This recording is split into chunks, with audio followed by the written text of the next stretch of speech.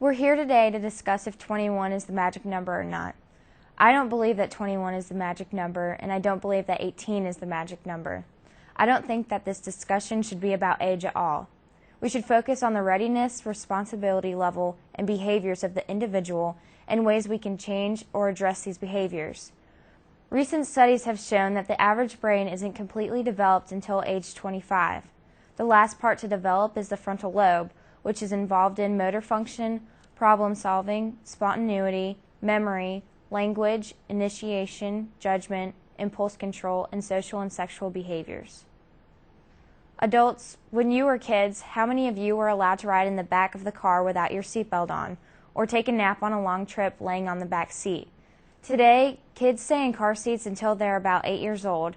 You spend hundreds of dollars buying seats with a 5-point harness that strap into the seat with the seatbelt and then are tethered to the back of the seat. Why do you do this? Not because it's trendy, but because of all the research over the years has shown us that it's safer for your kids and you want to do everything you can to protect them. So why aren't you doing the same thing with your teens? Research shows us how much damage early consumption of alcohol does to the teenage brain.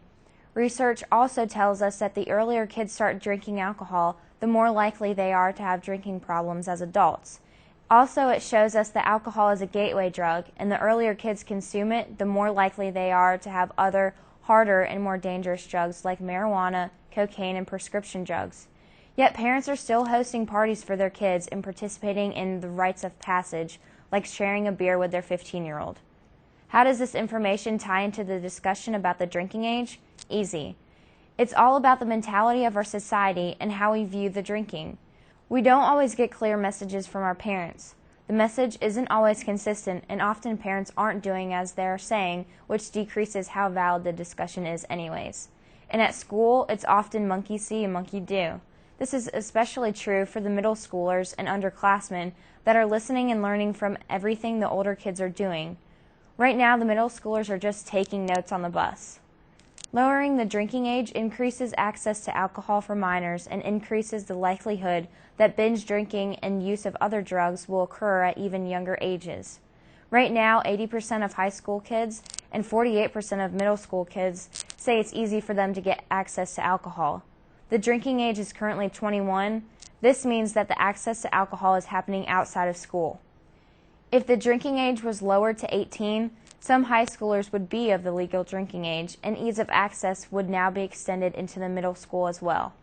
I think we're doing a better job talking to our youth, telling them not to drink, but are we explaining why, talking about the health risks, brain development, and talking about how it can lead to other risky behaviors?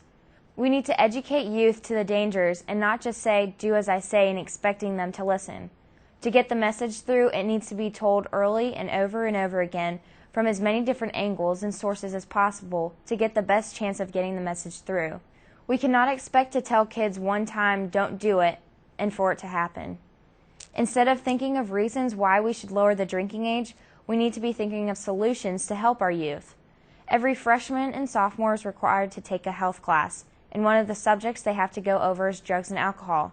The teacher hits the drug part pretty hard, but we need to focus on the dangers of alcohol more. There are other ways the school system can participate in educating the youth about drug and alcohol use as well without adding classes and without additional financial impact to the school system.